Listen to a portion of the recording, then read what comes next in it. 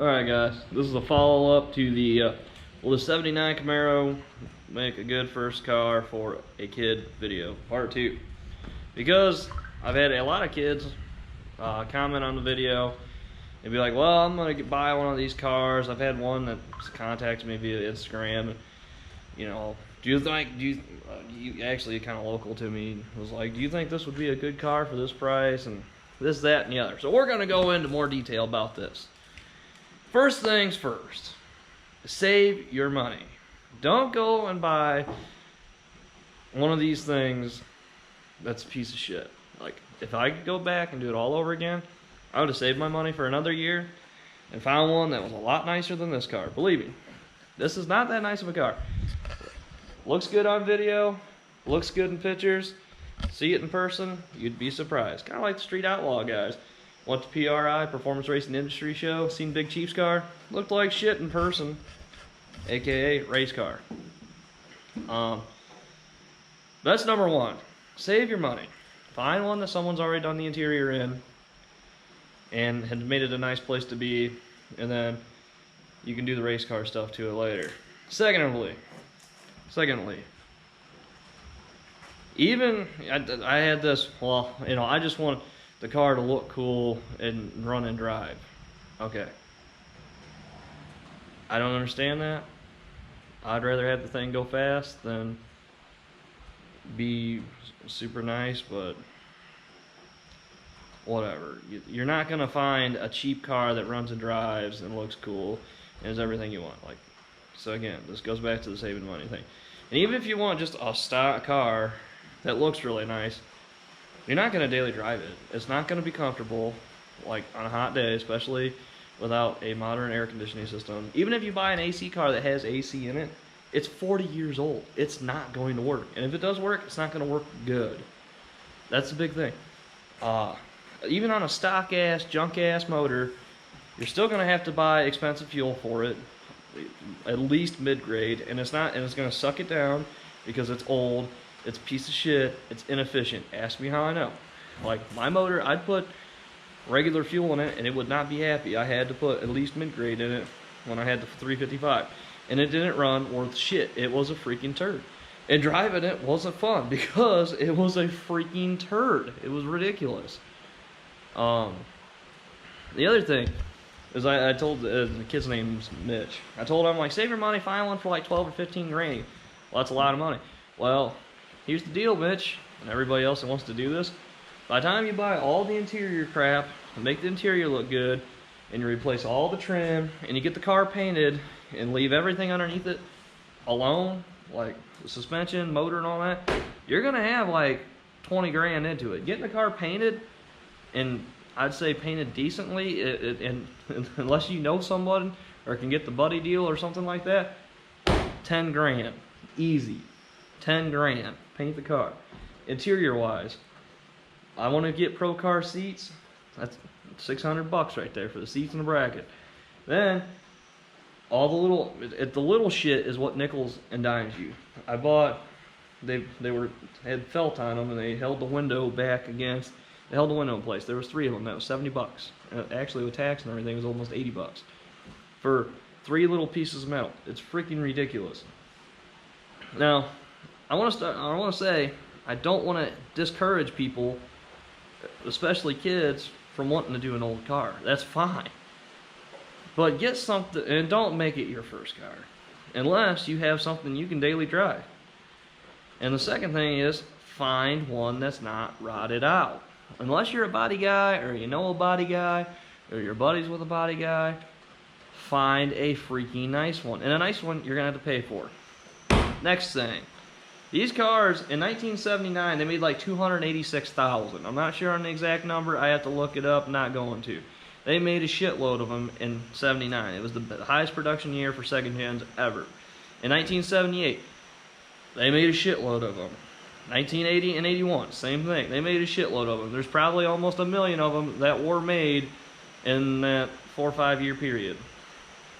And they're not rare. They're not rare. They are a dime a dozen. Finding a nice one, easier said than done, but it can be done. And the cars are not valuable. The Mitch kid, he found one with T-tops in it, said it needed floors and everything else. Did I think $3,000 was a good deal for the car? Hell no. 800 bucks, goodbye. Still, probably to me, $500 scrap price, because it's rotted out. It's junk. You're gonna have to spend a shit ton of money to get it fixed. Like, and you don't just cut the floors out and weld them in. These cars are weak as hell. That's why you need to put subframe connectors on, the G braces, a cage if you want to make any power. Because, well, I wouldn't say any power, but good power. And they, you know, they need a cage because the freaking cars will twist up.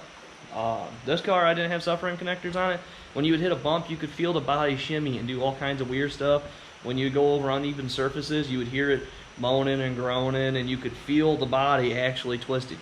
So when you don't just cut the floors out, you need to come in here and you need to weld in braces all around the car so nothing moves, and then you can cut the floor out.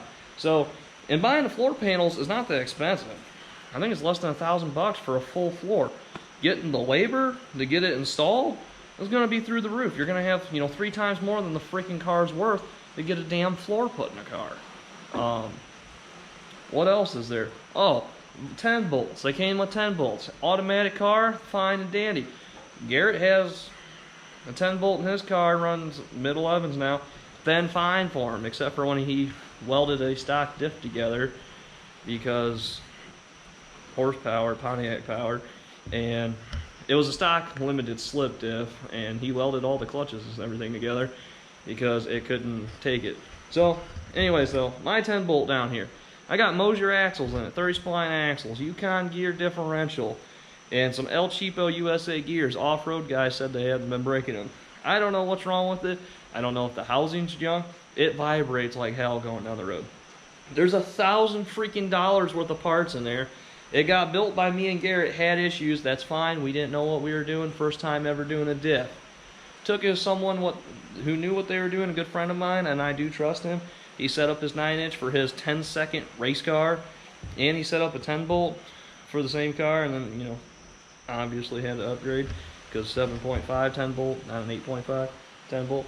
Anyway though, trust the dude, still had the same problems, not good.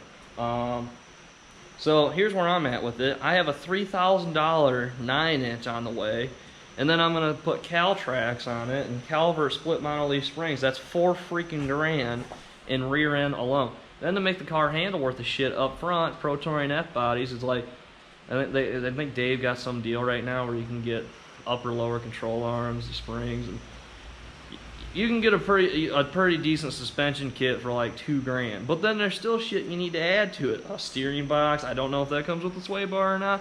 Sway bar brace, G braces, and another $400. Like, the list just goes on and on and on and on and on. Old cars, it's almost like there's a romance. People assume there's a romance about it, but doing old cars freaking suck. And then everything's rusty, and it's a pain in the ass to take apart, or it breaks, or it just crumbles because it's so freaking old. Oh, and the fun continues. Then you buy these super high dollar suspension parts and super high dollar aftermarket parts, and nothing fits worth a shit. And then you're getting Hot Rod 101. Then you're getting the grinder out. That's Hot Rod 101. Get the grinder out. Because these high dollar aftermarket parts you just bought, you gotta get the grinder out and grind them and modify them, near them to make them fit on your freaking car. It's not like a TV show where everything just slams together.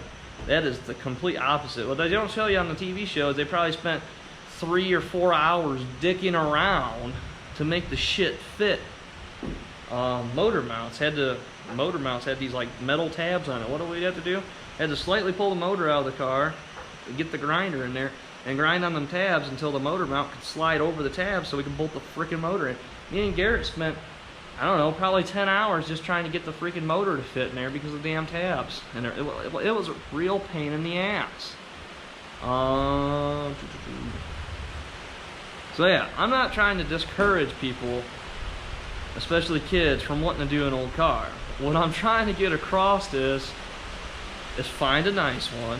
Don't jump into it. If I could redo it, I would get a nicer car. But I can't redo it, and I got all this time and money into this car, so it's my baby now, and it ain't going anywhere. unless someone came up here and offered me like a ridiculous amount of money for it. Like, hey, I'll give you 20 grand for that thing. Sold. And to be honest, I don't know how, I don't think I'd make very much money off that. I found some nicer ones for like 12 or 15 grand. You know, and the ones that are 12, 15 grand usually have a pretty decent motor in them too. So, you know, I'm sure you could get that motor separated, and you could get the drivetrain separated and just get the car as a roller and do the LS swap, and wham bam, thinking, man, there you go. Then the LS swap, though, you're going to spend a bunch of money on it to do that. I probably had 6 or 7 grand in doing my swap with the motor and trying to make the motor more badass. And then MSD box, I bought some shit for sale, or used. I tried to get everything on sale that I could get. It still wasn't cheap. It wasn't, you know. So that's the thing. And then if you want a stock ass, junk ass motor, its fuel economy's gonna suck. It's gonna suck down fuel. It doesn't have an overdrive transmission, or the gear ratio in the rear end is gonna suck dick. So it's gonna be even slower. It's only gonna make like 120 horsepower. I think this car with the 350 it was rated for like 127 horsepower and 79. Freaking pathetic. It's like ginormous turd. And the list just goes on and on and on and on again. Like this weekend, it was kind of nice out, but Saturday, it was 78 degrees, but like 80–90% humidity. And I was going to drive the car to go see my grandparents. I walked outside. I was like, nope. I'm going to be dying by the time I go from my house to my grandparents, which is like a 15-minute drive. I know I'm going to be sweating. And so I jumped in my 2013 Malibu, kicked on the AC, turned on my radio, and rolled on out. Alright, now that I'm done ranting about owning old cars and how much it sucks, did do some upgrades to the car. And by upgrades, I mean I have a CT Sounds 4-channel amp. It's like a 125 watts times 4. Only got 2 6x9s in the car right now. But Garrett wired it up for me. Had mounted it. I owe Garrett a big one because that was not fun. He spent like the whole evening laying in the trunk. I would show you where it's mounted at and everything, but I forgot the keys to the car at the house, and it's pissing rain, so that's not happening. Anyways, though, need to tune the amp. The radio starts getting a little bit distorted. This winter, the plan is for this winter is I would like to do a 6-speed swap. I don't know if that'll happen. We'll see what the funds look like. Right there, 6-speed swap. Make the car drive better, more comfortable, better fuel economy. Same thing with cost again. It goes back to cost. That's $5 grand. $3,100 for a Tremec T56 Magnum. They're gonna need flywheel, a clutch, the cross member, a scatter shield, an SIF or whatever it is, approved scatter shield, so the clutch don't fly apart and cut your feet off when you're going down the track. That would really suck. Other than that, I think I got everything else. But a drive shaft. Gonna have to get a different length drive shaft. So add that all up, which I have already. It's like around $5,000. And then because this thing is so freaking hot, I want to. The paint that's on the floor isn't sticking very well, and so what I'm gonna do is take a die grinder and just bare metal sand it with a sanding pad, wire wheel, combination of both. I'll figure it out when I get there. Rip the whole interior out of the car, clean the metal up, bare metal again, reprime, repaint, boom mat, and then boom mat makes the paint that it'll help insulate and dampen noise in the spots that you can't get to with the boom mats. Then insulation, then carpet, then hopefully this thing isn't hotter than hell to ride in because all the heat's coming through the floor. And yeah, so that's the plan with that for the winter. But again, I don't want to discourage people and the kids from wanting to do an old car. I want to tell you about the reality of it, that it's not all rainbows and butterflies and sunshine. Like, it's a lot of time, it's a lot of money, and it's a hell of a lot of commitment. Like, it's something you have to absolutely want to do. You have to have some kind of drive behind it, wanting to do. You need to be a hardcore gearhead. You need to be every one of those things, and the motivation to come out here and work on the freaking car every damn day. And then here's the other thing too. You get the old guy stories. Man, back in my day, I had a big black Chevy 4-speed and a, 546 rear gear, and I went 140 mile an hour. No, you didn't, because that's physically fucking impossible. One of the guys here from town, I actually used to work for him. He asked me how hard I'm spinning my LS1. I was like, well, the limiter's set at 6,500. That's it? What do you mean that's it? It's still, stock rod bolts, stock bottom end, not trying to sling rods through the side of the block. Well, I had a big block and I spun it to 10 grand. What? Yeah, I spun my big blocks to 10 grand. What? No, you didn't. It's physically fucking impossible. Not saying that it can't be done, but to do that, you're talking like high 5 figures, bad to the bone, billet crank, best valve train, built to the hilt, badass, straight up, like, not streetable motor to do this. So you didn't. Well, I'm assuming, and what Garrett is assuming after he does some research about this, is dude's tachometer was probably set to 4 or 6 cylinder mode, not V8 mode. So, maybe spun it to like 6,500. I'd say 7 grand would be the maximum, and that's still pushing it, like, with what was actually plausible doing back in the day.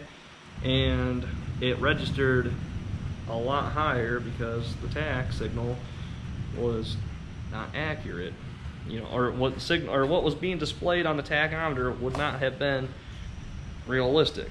So there you go. There's some of the old fart stories, or some old fart's going to tell you, oh man, I had one of these cars with a stock 350 and it got down. No, it didn't. It was a turd. Because my grandpa, he's a good example of this. My uncle Thurman, who just recently passed, he had a Honda or something. It was geared to do 140 mile an hour. The speedometer goes to 140. So that thing's gonna shut off well before 140. It's not gonna go 140. Well, he would get on that thing and it would just fly. Oh, let me introduce you to a real fast car. Jump in the passenger seat. We'll go for a rip. I'll show you what flying is like.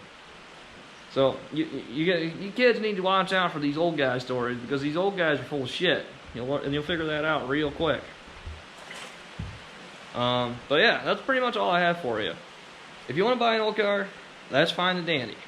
Be particular, save your money, and try to find one that Billy Bob and his brother haven't put together. This was a prime example of a car that Billy Bob and his brother put together. I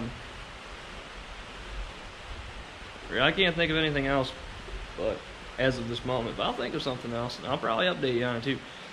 Again, don't want to discourage, just want to give you the reality, because the reality isn't as great as what people assume it is. Do I have a lot of fun with this thing? Absolutely. Is it worth it? Absolutely. To me. To most people, it's not. And by most people, I mean like probably 90% of people. So, there you go, kids. Save your money. Find a car that's not rotted out.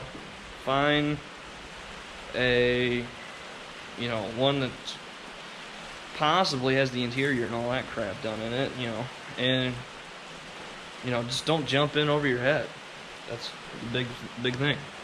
So, until next time, you guys stay classy.